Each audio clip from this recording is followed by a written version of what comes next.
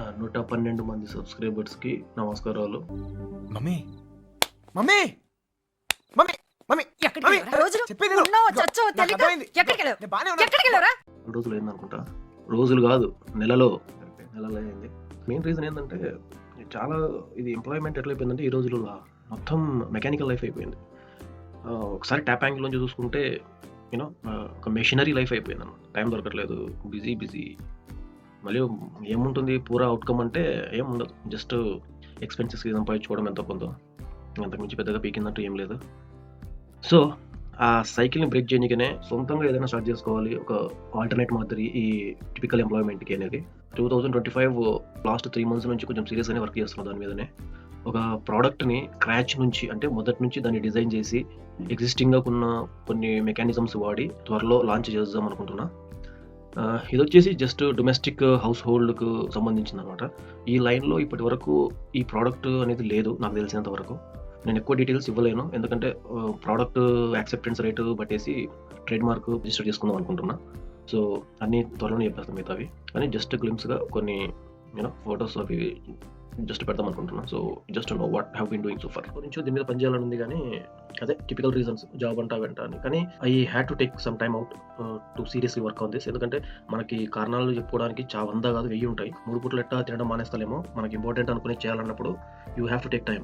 మనకి టైం దొరకలేదు వల్ల జస్ట్ బహానా. అంటే చాలా మందికి రియలే ఇది, అందరికీ మిషనరీ లైఫే ఉంది, కానీ ఇది సొంతంగా డెవలప్మెంట్ అన్నప్పుడు ఏదో కొంచెం we have to sacrifice on few thing. Rest అనేది లేకుండా వీకెండ్ అయితే సినిమాలు అంతా హంగామా ఉండేది, అన్నీ మానేసి చాలా అంటే నేను వర్క్ ఇది చేసేటప్పుడు బాగా ఎంజాయ్ చేసాను. ఎందుకంటే I did not feel tired.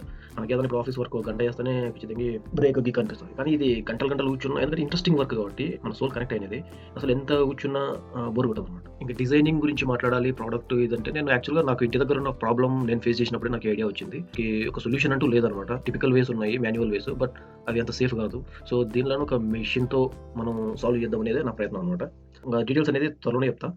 ఇంకా డిజైన్ గురించి చెప్పాలంటే మాన్యువల్గా ఇప్పుడు డూ ఇట్ యువర్ సెల్ఫ్ అనే కాన్సెప్ట్ ఉంది. అన్ని స్క్రాప్ తీసుకుని దానిలో మనకు కావాల్సినట్లు కట్ చేసుకొని చేయడము. అక్కడ ఏంటంటే చాలా ప్రాబ్లం ఫేస్ అయింది నాకు. ఇప్పుడు హైదరాబాద్లో ఎట్లుంటుందంటే మనకు ఇన్ఫర్మేషన్ ఇచ్చేది ఎవరు ఉండదు. ఏ షాప్కి వెళ్ళి ఏదైనా హార్డ్వేర్ షాప్కి వెళ్ళి అది ఇది కావాలంటే ఎన్ని పీసులు కావాలి ఇదే ఉంటుంది, కానీ మనకు ఇన్ఫర్మేషన్ అవి ఇచ్చేది ఉండదు అనమాట. సో అందుకని నేను అట్లా ఆల్మోస్ట్ డబ్బులు బాగానే తగిలేసిన. అట్లా అది ఇచ్చి తీసుకొని కట్ చేయడం, అది పని చేయకపోతే పక్కన పడేయడం, ఇట్లా చాలా వేస్టేజ్ అయిపోయింది. ఇంకా సరే మళ్ళీ ఒక ప్రాంప్ట్ ఐడియా వచ్చిన తర్వాత డిజైనింగ్ కోసమని వెళ్ళినాను అనమాట. ఇట్లా 3D ప్రింటింగ్ ఒక ప్రోటోటైప్ కావాలి మనకి, ఎందుకంటే ప్రోడక్ట్ ఫస్ట్ ఎట్లా పనిచేస్తుందో తీసుకోవడానికి.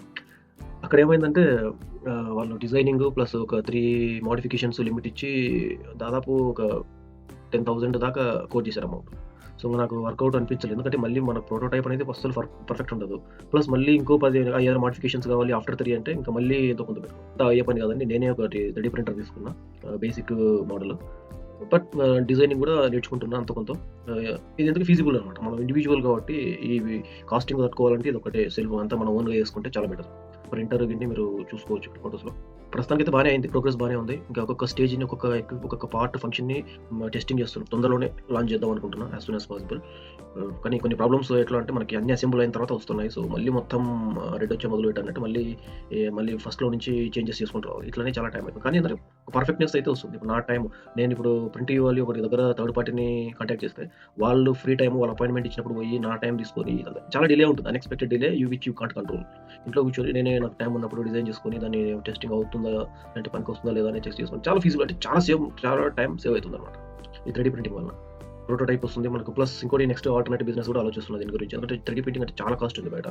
సో మనకి ఇప్పుడు ఏదైనా ఒక 1000 రూపీస్ తీసుకొని గిఫ్ట్ కొందామని ఏదైనా బర్త్డేకి దానికి ఏదైనా అకేషన్కి వెళ్తే కూడా అర్థం కాదు, అన్ని ఇవే ఉంటాయి, ఫోటో ఫ్రేమ్ లాంటివి. అదే ఇక్కడ 1500 రూపీస్ అయితే మంచి అసలు పర్సనలైజ్డ్ గిఫ్ట్స్ ఇవ్వచ్చు. సో అది కూడా ఒక ఆలోచన ఉంది. ఐఎమ్ నాట్ షూర్ అది వర్కౌట్ అవుతుందా కాదనేది, ట్రై అయితే చేస్తాను. ప్రస్తుతానికైతే అంతే, మళ్ళీ త్వరలోనే కలుస్తాం. బై.